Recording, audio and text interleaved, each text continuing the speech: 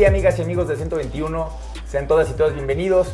Hoy tenemos un programa más de entrevista y este día tenemos a una gran invitada, una gran amiga, a Shel Ariana, quien es candidata a diputada local por el Distrito 11 en Puebla Capital. Muchas gracias, Shel, por aceptar la invitación. Bienvenida. ¿Cómo estás? Muchas gracias, Clemente. No, gracias a ti. Pues ya teníamos un rato que queríamos hacer esta entrevista contigo. Sí, oye, ya la tenemos programada, pero qué gusto tenerte aquí. Sí, no, muchas gracias por recuperar esa posibilidad, esa propuesta, y pues sobre todo en un periodo tan complejo como lo son las campañas, ¿no? Sí, sí, la verdad, justo en el programa queremos destacar un poco más acerca de su vida personal, que no mucha gente conoce, ya que en las repetidas ocasiones en las que son ustedes entrevistados o que van a algún programa, les hablan básicamente de la vida pública y no tanto de su vida privada. Es una manera de poder conocer más acerca de ustedes, de sus hobbies, de lo que les gusta hacer, qué hacen en sus ratos libres. Es por eso que nosotros decidimos crear este programa, este espacio, para poder conocer un poco más de ustedes. Entonces, por eso me gustaría empezar que nos platicaras un poco acerca de ti. Eres poblana, comentábamos hace un rato fuera de cámaras que eres hija única, y de tus estudios, en tus inicios, que me decías justamente que quieres destacar eso, ¿no? Que eres el reflejo de que las becas sí son una posibilidad en nuestro país. Platícanos un poco acerca de eso. Así es, bueno, pues antes que nada, gracias. Creo que apoya mucho también este formato, ¿no? Justamente a acercarnos, ¿no? Te digo que, pues, yo crecí en una familia, ¿no? En donde nada más somos mi mamá y yo, nada más. Éramos y somos mi mamá y yo. Y bueno, también le digo que mi mamá invirtió todo su tiempo, toda su paciencia y también todo su dinero en mí, ¿no? Y yo ¿Siempre vivieron ustedes dos solas? Sí. Y yo tuve oportunidad, pues, de estudiar en grandes colegios también, gracias a las becas, ¿no? Okay. Entonces, comentábamos que las becas sí son una gran ayuda, y creo que hay posibilidades ahorita de continuar impulsando este proyecto o esta iniciativa para que cada vez más jóvenes y más infancias tengan oportunidad, pues, de conocer otras realidades, ¿no? Yo con las becas, pues, tuve oportunidad de estudiar en el Colegio Humboldt desde los 6 años. ¿Cómo lo hacías? ¿Aplicabas para la beca primero o entrabas al colegio y ya después solicitabas tú la beca? Tienes que hacerlo de inicio, la solicitud, ¿no?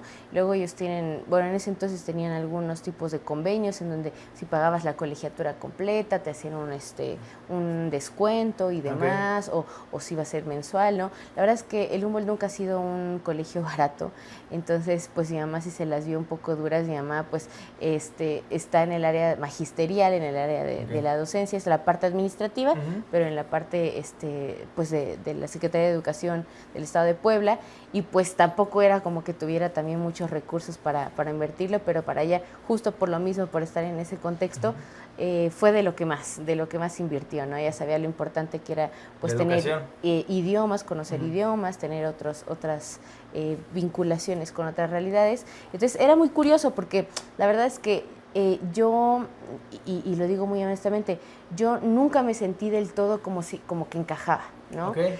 Porque al final de cuentas era un contexto dentro del Humboldt, pues de gente con mayores ingresos, ¿no? Entonces, pues sí resentía un poco la comparación. Un poco también el tema de, no el rechazo, pero sí, como dices, ¿no? La comparación de... Sí, digo, yo crecí en un departamento, por ejemplo, allá en San Baltasar, Campeche, ¿no? Entonces, pues mis realidades eran muy distintas a las de mis compañeros. Sin embargo, pues eso también me permitió contrastar un poco también, y desde ese entonces, pues ver cuál era las diferencias también entre mi vida y la de mis compañeros, y bueno, ahora reflexionar, digamos, en retrospectiva, pues cómo podemos eliminar esas brechas, ¿no? Y sentirnos cómodos en cualquier lado, ¿no? Sí, claro. Entonces, sí. Oye, Shel, y bueno, estudiaste Relaciones Internacionales. Así es, sí. ¿Qué te orilló a estudiar Relaciones Internacionales?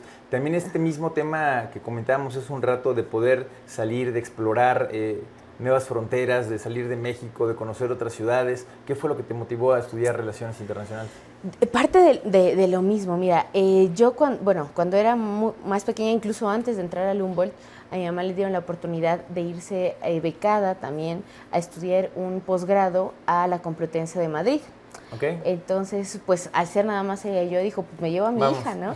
Entonces ¿Cuántos años tenías ahí? Tenía 5 años. Estás muy pequeñita. Entonces yo iba a la escuela en Madrid, ¿no? Hasta se me pegó el acento, en este tránsito también del kinder a la primaria, entonces se me pegó el acento, y disfruté tanto, salí completamente de mi contexto, y a pesar de que no teníamos a nuestra familia cerca, pues hubo una oportunidad de conocer diferentes lugares, y mi mamá me llevó ahí a conocer diferentes pues partes, ¿no? de Europa gracias a esta posibilidad.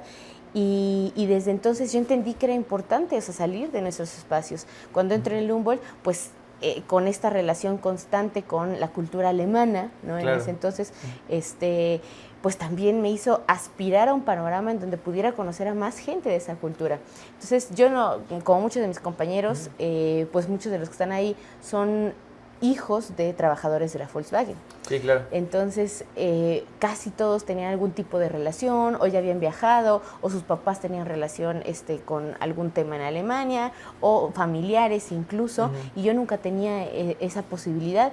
Entonces, recuerdo que hay una maestra, bueno, había una maestra que ya se jubiló, que organizaba viajes, ¿no? Para irse a Alemania a conocer.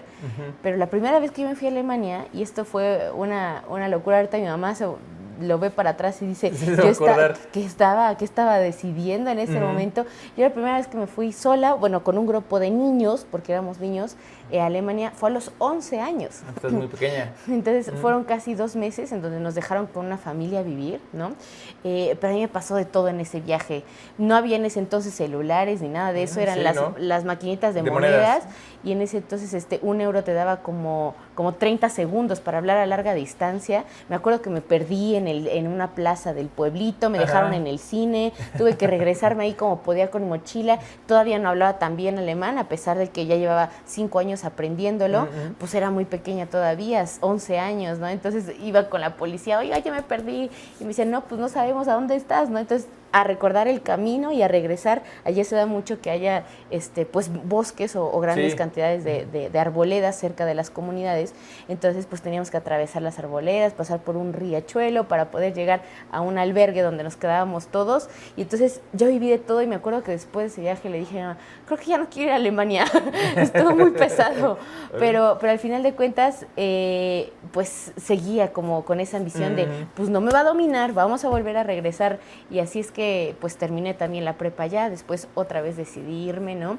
Y enfrentar estos retos, ¿no? La verdad es que nunca fui tan buena en alemán, ¿no? Sí sé alemán. Sí, sí. Estudié parte de la universidad allá, la especialidad, y también mucho lo conozco de oído, ¿no? Pero toda la parte gramatical, técnica, la verdad es que sí, todavía me falla, ¿no? Pero en el tema de comunicación me abrió un panorama importante. Por eso siempre les digo a los papás que no hay que tener miedo. Digo, mi mamá también se moría de pavor, no, somos ella y yo, soy su única hija, pero pues animó y me aventó al ruedo, y creo que te hace madurar, ¿no? mucho. Que las cosas van a suceder. Mucho. Sí, sí hay posibilidades. Hoy más que nunca hay posibilidades con diversas organizaciones civiles, con fondos internacionales, con oficinas gubernamentales de otros países que ofrecen becas, ¿no? Entonces, el chiste es buscarle, ¿no? También están los au pair, los famosos au pair, ¿no? Para hacer trabajo en otros contextos, los voluntariados, en donde pues intercambias tu trabajo por hospedaje y alimentación. Entonces creo que vale mucho la pena aventarse y conocer el mundo. Sobre todo eso, buscar, porque hay mucha gente, y ahora que lo mencionas, también amigos o conocidos que siempre nos hacen referencia, además nos preguntan, ¿no?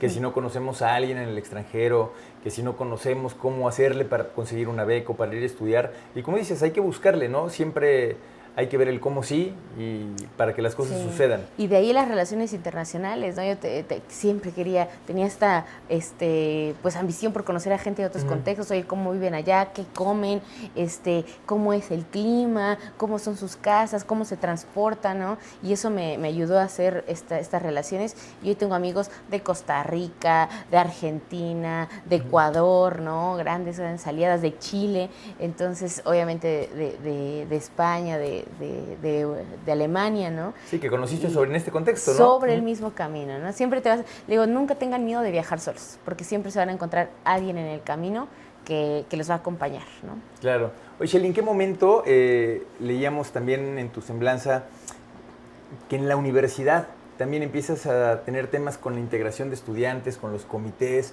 que te orillan un poco más también, ahora haciendo referencia que estás en la vida pública, a estos debates, a esta interacción con un tema político en el país, ¿no? ¿Cómo fue tu incursión en la vida política en la universidad, ¿no? ¿Qué fue lo que te orilló o lo que te llevó a buscar justamente estar dentro del Congreso, por ejemplo? Pues fíjate, Clemente, que yo siempre he sido muy inquieta. O sea, mi mamá es una mujer pues que es jefa de familia y que tenía que trabajar todo el día, casi siempre, ¿no? Entonces, a ella también le fascina el tema de lo público, entonces que se involucraba en las campañas, en los temas sindicales, ¿no? Y ahí iba yo detrás, pero usualmente para que no estuviera todo el tiempo ahí dependiendo, tenía muchos talleres y cursos y demás, ¿no? Entonces, cuando llego a la universidad, digo, pues, ¿qué hago? Digo, ya no me da tiempo de ir a entrenar, empiezo a jugar, bueno, empecé a jugar desde la prepa básquet, ¿no? Okay. Básquet. Entonces, cuando entro a la UAP, todavía estaba en el equipo de Lobos, de la UAP, ¿no? Yo entré un poquito antes de entrar a la universidad y eso también me absorbió un poquito de tiempo, pero me doy cuenta que los horarios ya no empatan con mis horarios de clase. Entonces, tengo que dejar el básquet, pero quería buscar en mis otros tiempos libres del nuevo horario alguna otra actividad, ¿no? Entonces, me involucro mucho en este proyecto o este contexto de las Naciones Unidas, de los modelos de las Naciones Unidas, de los MUN. Entonces, hay un protocolo allá en la UAP que se llama SINIUM, que es el Simposium de Internacionalistas y Universitarios de México, y donde se promueven estos debates y estos diálogos, ¿no? Interinstitucionales, interuniversitarios, y pues me encanta. Entonces me empiezo a involucrar, teníamos reuniones semanales, teníamos protocolos, preparábamos debates, nos íbamos a otros estados, por ejemplo, estuvimos en Ciudad de México, algunos en Querétaro, y nos invitaban a otras universidades a competir, ¿no? Y me encanta, empiezo a involucrarme un poquito más, a desarrollar también la fluidez en cuanto a la oratoria y todo ello, y es algo que me ayuda mucho también para abrirme, ¿no? Para perderle el miedo, ¿no? a todo esto. Al encontrarte con tus pares, al final de cuentas eran igual internacionalistas o abogados que estaban próximos a egresar igual que uno, también nos da un panorama de con quiénes estábamos pues compitiendo también en el mercado laboral. Entonces disfruté mucho de esa etapa, pero fue lo que me involucró también pues a esta pelea de argumentos, también, ¿no? Al debate, al análisis, ¿no? La verdad es que son ejercicios muy prácticos. Y que han crecido mucho, últimamente, sí. mucho en las preparatorias inclusive, sí. Ya han estado muy en boga y eso ha profesionalizado, y el tema de la argumentación y el debate ha ido en crecimiento en toda la comunidad estudiantil. Y lo veo en mi día a día, sí. Ahora que platico también con jóvenes estudiantes de preparatoria que han adquirido un nivel de profesionalización increíble gracias al modelo de las Naciones Unidas, justamente, porque además son debates que también son en inglés, ¿no? Sí, claro. Bueno, más bien tienen que ser en inglés y que se preparan para ello, y eso los hace atreverse, ¿no? Y también adquirir un sistema mucho más práctico, ideológico y funcional de lo que deberían de estar preparados para el debate, ¿no? La argumentación a lo que da, ¿no? A flor de piel es lo que también los profesionaliza demasiado. No, y es una herramienta para ayudarte a investigar, que sepas dónde, cómo vas a articular también tus ideas, en qué momento las insertas en el debate, cómo contestas. Entonces, y además también es muy divertido porque yo me acuerdo que en mi primer modelo yo era Bolivia, Evo Morales, Aima en la CELAC, ¿no? En el comité, y terminé, ¿no? Empecé ahí, casi ni hablaba, me dio un miedo. Estaba en La Salle, ya en Ciudad de México, en la Saimun, y terminé ya mi último modelo en un comité histórico en donde se debatía la repartición de África cuando fue el periodo de colonización en los años de 1800, 1890, y yo era Alemania y tenía que debatir en alemán. Entonces era un comité en alemán, fue en el Instituto Politécnico Nacional.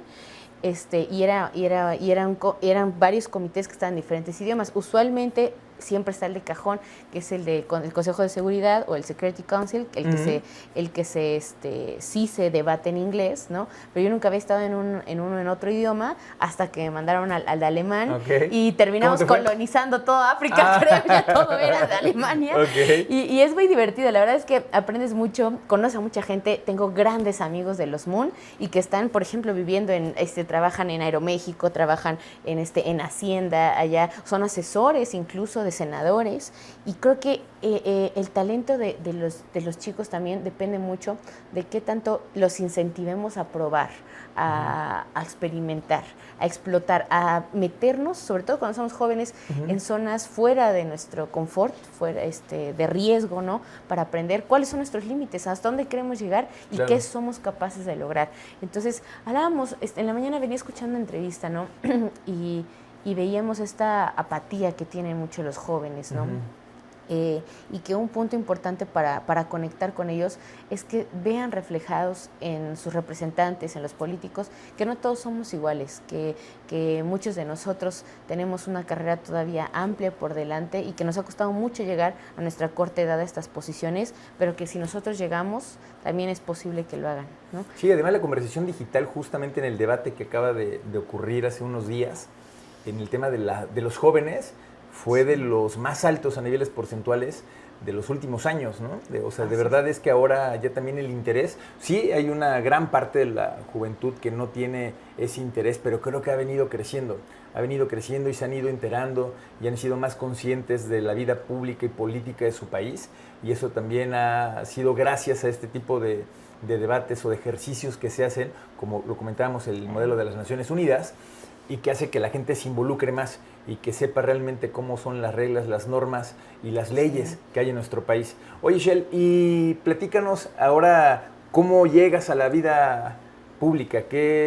¿Cuál fue el momento? ¿Hubo algo en lo particular que te llevó en tu vida a tomar esa decisión? ¿O precisamente por esto que nos contabas hace un momento que fuiste adquiriendo en tus estudios, en el debate, que te orilló a estar dentro de la vida pública o a buscar estar dentro de la vida pública? Platícanos por qué fue. Pues fíjate que mi punto de inflexión fue la pandemia, tal cual.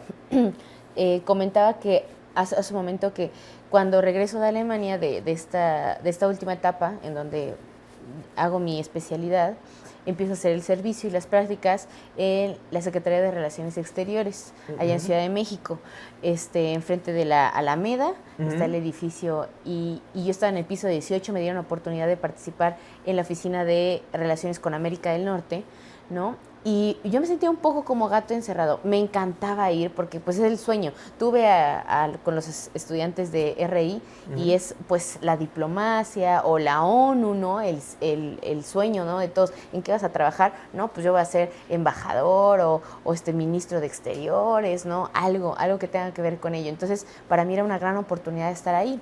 Sin embargo, y la verdad es que me abrieron las puertas pues con los brazos abiertos, los compañeros, cosa que agradezco muchísimo porque me permitió experimentar esta parte, ¿no? Que es la institución que representa a México en el exterior. Y sin embargo, pasa algo, que empieza la pandemia. La Secretaría de Relaciones Exteriores es un área de riesgo importante porque van y vienen todo el tiempo a otros países. Entonces, de repente nos pasó que acaba de empezar la pandemia y a la semana ya había muertitos, ¿no? O sea, en nuestra oficina fallecieron 4 o 5 personas en las cuestiones de una semana, porque había tanta movilidad y venían de tantos lugares que definitivamente nos suspenden a todos. Dicen, ¿saben qué? Ya no pueden venir, se va a cerrar la secretaría, se va a sanitizar todo el tema, y pues necesitamos que lo hagan a la distancia los que puedan. Entonces, para mí, pues la verdad es que me agüité mucho, porque dije, estoy aquí, estoy viviendo mi sueño, tengo posibilidades de aprender. ¿Cuánto tiempo tenías de haber llegado ahí? Tenía como 4 meses más o menos. Poco.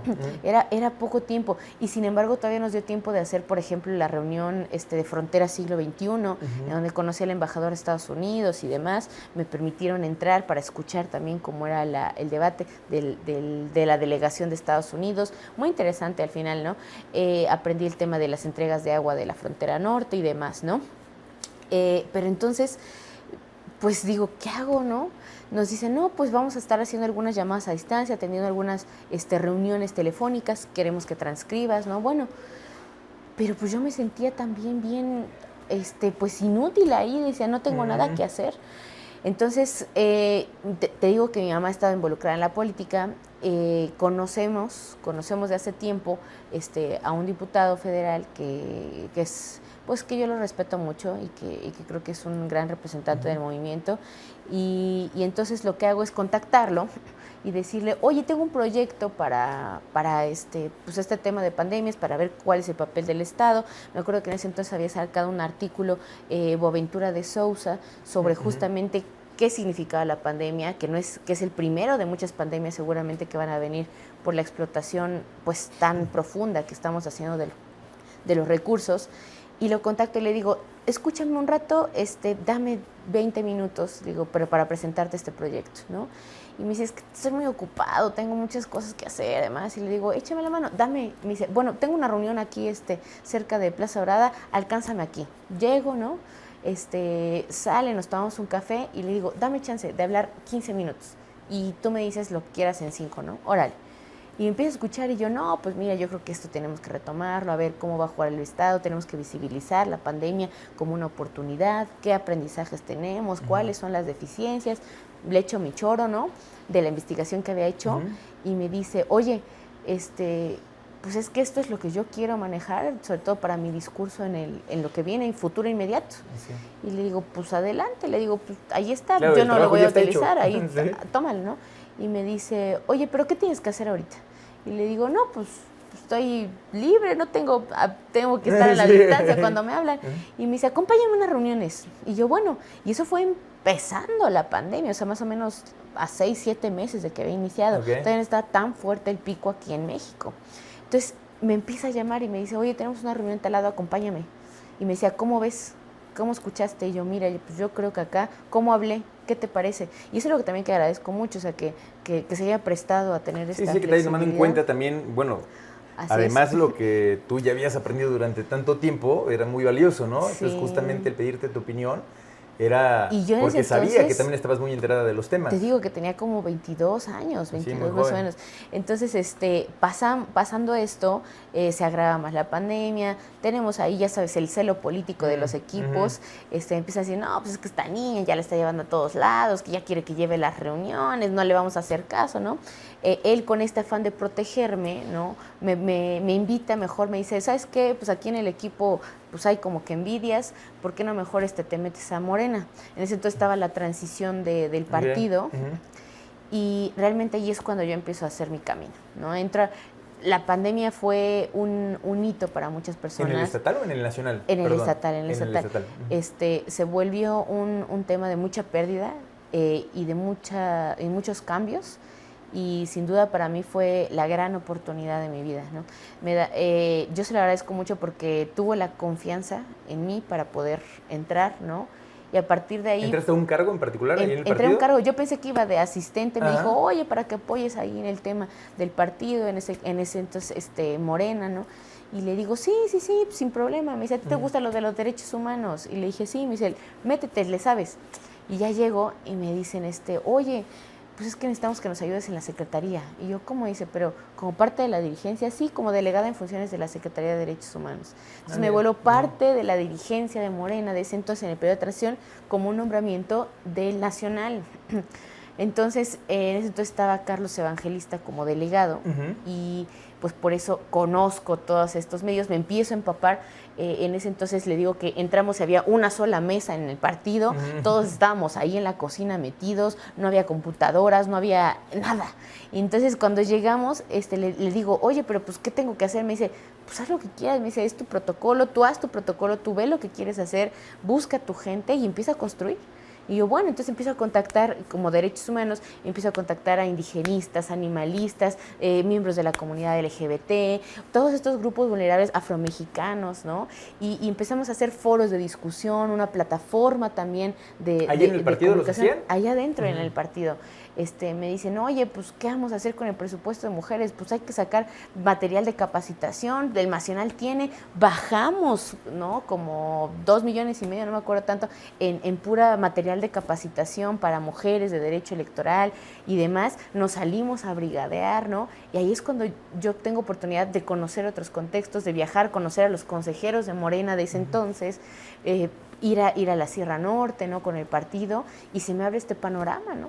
Entonces, cuando me preguntan, a un año nos tocó los registros, luego, me tocó los registros, me tocó fletarme, que las pugnas internas, el ir y venir, ¿no? Que también lo disfruté mucho, porque mucha gente decía, no, es que estos están quejándose, que no quedaron, que no sé qué, y yo emocionada porque nunca lo había vivido, dijo, lo había vivido y dije, claro, o sea, es legítimo, ¿no? O sea, todo el mundo tiene derecho a aspirar y tiene derecho a quejarse, ¿no? Por supuesto, y al final esa es la tarea de un partido, conciliar, ¿no? Entonces aprendí tanto de protocolos de partido, los temas de transparencia, ¿no? Y es cuando me dicen, oye, ¿a ti qué te gustaría hacer? Y dije, bueno, pues yo he participado en esta área, en esta región, a mí me gustaría ser diputada. Y pasó, nunca me tomaron en cuenta hasta que después, por temas de paridad, yo me dediqué a buscar candidatas y luego sacábamos candidatas, le digo, de debajo de las piedras. Sí, era justo en el 21, ¿no? Cuando tenía que tener 21, muchísimo más paridad. Nos mandaban, me decían, oye, esta lista de municipios. Y eran pues, municipios muy alejados. Yo decía, pues yo no conozco a nadie ahí, pues vete a buscar candidata. Y yo, bueno, porque si no nos bajaban a los candidatos. Entonces iba ya, oiga, disculpe, ¿quién es la líder del mercado, no? No, pues doña Juana, ¿no? Oiga, doña Juana, ¿no quiere ser candidata de Morena a la presidencia municipal? Ay, no, ¿yo qué voy a estar haciendo? Órale, écheme la mano, doña Juana. Oiga, mire, jálese a las comadres, páseme sus documentos. Yo me iba a registrar a las comunidades porque no había candidatas.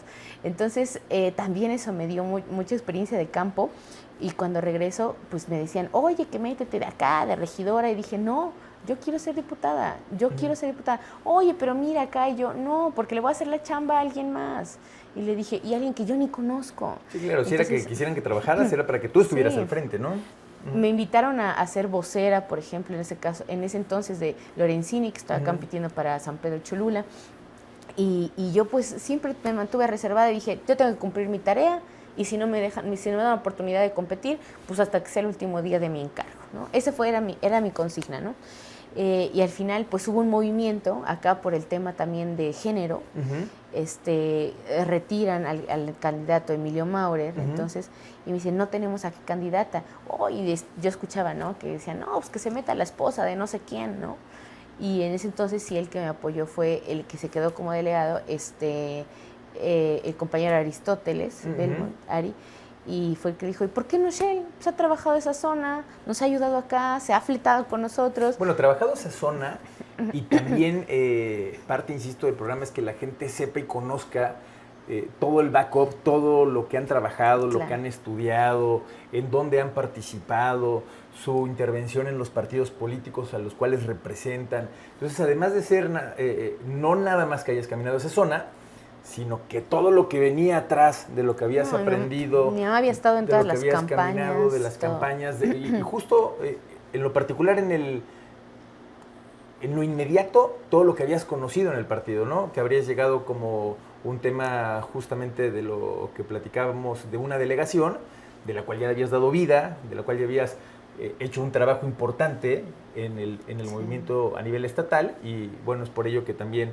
piensan en ti, ¿no? Claro, ¿no? Y participamos en la recolección de firmas de juicio a expresidentes, más recientemente en el tema de revocación de mandato. O sea, siempre hemos estado cercanos, porque le digo que te digo que lo único que impactó tanto en mi vida como para hacer un antes y un después fue cuando yo experimenté el papel que juega Andrés Manuel López Obrador para la vida pública de nuestro país. La figura, la institución que él representa, cuando fui a la primera marcha que lo pude ver, que fue en el 2012, en ese entonces cuando fue la Marcha del Silencio, me dio un shock, me sorprendió mucho lo que él podía lograr, cómo podía mover a tanta gente por convicción. Entonces, me inspiró también mucho a decir, ¿qué tiene este hombre, este personaje, que logra hacer que la gente crea y que tenga esperanza y que se emocione y que lloraba incluso, ¿no? Dentro de las múltiples marchas hubo una que nos agarró un aguacero terrible y la gente no se movía de ahí, se compraban estos plásticos y los ponían como toldo y todos le estábamos agarrando entre todos y nos mojábamos por los brazos y demás, pero la gente no se movía hasta que llegaba Andrés Manuel. Y a mí esa mística que él genera me sorprendió muchísimo y fue parte por lo que yo dije, o con Morena o con nadie.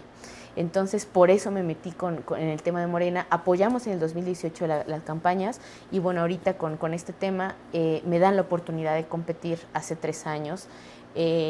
Lo logramos, ¿no? Sin nada, perdimos una semana de campaña, estaban más cortitas por la pandemia, nos tuvimos 3 semanas, ¿no? Al final. Y fuimos los que ganamos de manera más contundente, con más de 10 puntos de diferencia. Fuimos los primeros los que recibimos nuestra acta de mayoría. Y pues bueno, ahí se me abrieron las puertas a este mundo de la función pública y ya conozco la otra cara de la moneda, no solamente ser partido, ser oposición, sino también ser gobierno. ¿Qué le dirías hoy en retrospectiva a todas las jóvenes, a las jóvenes poblanas que al igual que tú tienen sueños, tienen aspiraciones y que ven en muchos casos imposible poder llegar a un lugar como en el cual tú ahora representaste en el Distrito 11 local y que ahora nuevamente vuelves a buscar la diputación en ese distrito? ¿Qué le dirías a todas esas chicas que están en los modelos de las Naciones Unidas, que tienen un sueño que para muchas parece imposible de llegar? Pues antes que nada yo les diría que se puede, ¿no? Que es válido aspirarlo, que a veces juega un papel importante la suerte, sin duda, pero la suerte yo creo que te alcanza cuando tú estás. Dicen que para estar, que el que se mueve no sale en la foto, y es así. Tú tienes que estar presente para que te vea la gente, para que incluso la gente del medio te conozca, ¿no? Si tú no estás, entonces, ¿cómo te van a conocer? Entonces, uno de los temas importantes, nos acostumbramos a pensar a que solamente las palancas es la única manera, ¿no? de llegar a los lugares, y creo que parte de lo que tenemos que hacer nosotros como jóvenes es empezar a desplazar esa idea de que solamente con las palancas. Una de las responsabilidades más grandes que tenemos como partidos políticos y como funcionarios es formar cuadros, ¿no? Que se acerquen a los grupos de trabajo, que les convenzan. No tiene que ser conmigo, puede ser cualquiera de sus candidatos, de sus representantes, que ustedes crean y confíen en esa persona, ofrézcanle trabajo, ofrézcanle su conocimiento y que al cambio ellos también les enseñen cómo es este medio de la política, ¿no?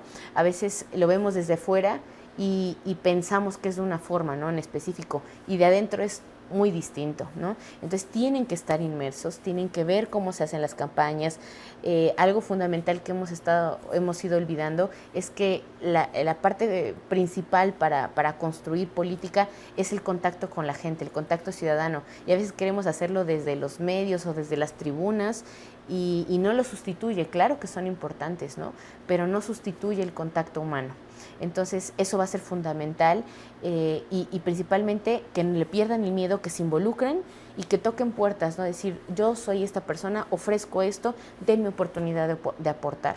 Y cuando tú estás inmerso y dentro, inminentemente alguien te va a voltear a ver. Cuando te vuelves innegable, cuando generas tanto y aprendes tanto y produces tanto, que te vuelves alguien innegable, no pueden dejar de verte, ¿no? Entonces, creo que eso es importante, que se la crean, ¿no? También, y que también investiguen también quiénes somos, ¿no?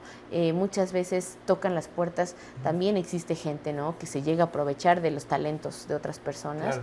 Entonces, más que nada es ver las oportunidades, aprovecharlas y tenerlas, no tenerles miedo. A mí cuando me dijeron, vas a la campaña, y yo, pero no tengo ni dinero ahorrado, ¿no? ¿Cómo le voy a hacer? Le digo, pues pido prestado a mi familia, a mis conocidos, ¿no? A mi mamá que saque un préstamo, ¿no? Y así financiamos la primera campaña. Entonces, créanselo, que son capaces de hacerlo, ¿no? Y que busquen los mecanismos para llegar a esos lugares, ¿no? Créanme que va a haber alguien que va a abrir esas posibilidades para ustedes. Muchas gracias, Shell. Oye, para finalizar, estamos a unos días, semanas de que concluya este proceso electoral. ¿Por qué, Shell, dinos, y al público de Acento 21, ¿Por qué Shell debería de ser la representante del Distrito 11 en Puebla Capital? Bueno, y esta pregunta me la han venido repitiendo, en diferentes entrevistas, y creo que voy entendiendo un poco más de lo que va también el concepto de por qué yo, ¿no? Creo que son pocas las alternativas que tenemos las juventudes para vernos representados, y no solamente como jóvenes, sino como mujer, como hija, como nieta, como estudiante, ¿no? Como universitaria. Creo que justamente de lo que venimos hablando, todas esas experiencias, creo que me dan las posibilidades, y sin caer en el narcisismo, ¿no? O sea, me dan las posibilidades de entender muchos contextos y de también saber y tener conciencia social de estas dos partes de la balanza, tanto la gente que vive en condiciones de mucha vulnerabilidad, tanto personas que han crecido en situaciones privilegiadas, ¿no? Como con los que crecí durante la primaria y secundaria, ¿no? Entonces, creo que esta posibilidad de ver el panorama completo me da alternativas de tomar mejores decisiones para la gente que represento, ¿no? La verdad es que yo lo hago con mucha pasión, es algo que siempre ha sido mi sueño. Yo de chiquita yo no quería ser astronauta, ni quería ser ingeniera, ni científica, yo quería ser presidenta de la República, ¿no? Y quién sabe, a lo mejor lo logro, o a lo mejor no, pero el hecho de estar pudiendo cumplir mi sueño de representar y dejar mi granito de arena, ¿no? Sembrado. Me invitaron a quedarme en Alemania y yo sabía que tenía que regresar a México por algo, porque tenía una misión que cumplir acá. Pues creo que me da esa posibilidad, pues, de solicitar y de manera muy humilde, ¿no? Que tomen la decisión que ustedes crean que les convenga más, y también que le convenga más a sus hijos, a sus nietos y a las siguientes generaciones. Que nos vean como eso, ¿no? Mucha gente nos ha adoptado como sus hijos allá en el distrito. Somos un equipo muy joven, somos un equipo de muchas ideas diferentes, nuevas, disruptivas a veces, ¿no? Que no compaten, no son compatibles con mucha gente, ¿no? Sin embargo, que lo vean como una posibilidad también de ir avanzando hacia lo que queremos, hacia el futuro de la política también. Pues muchísimas gracias, Shell. Éxito en tu campaña. Esperemos contar nuevamente con tu presencia para que nos platiques más adelante de tu experiencia en todos estos días de campaña. Les agradezco a todas y a todos que nos hayan sintonizado. Recuerden compartir la entrevista, les dejen sus comentarios. Ahí vamos a dejar también las redes sociales de Shell para que le escriban, para que estén en contacto con ella. Muchísimas gracias, Shell, nuevamente por aceptar la invitación. Éxito en tu campaña y esperamos vernos nuevamente. Saludos. Y no se pierdan las entrevistas aquí en Acento. Nos vemos.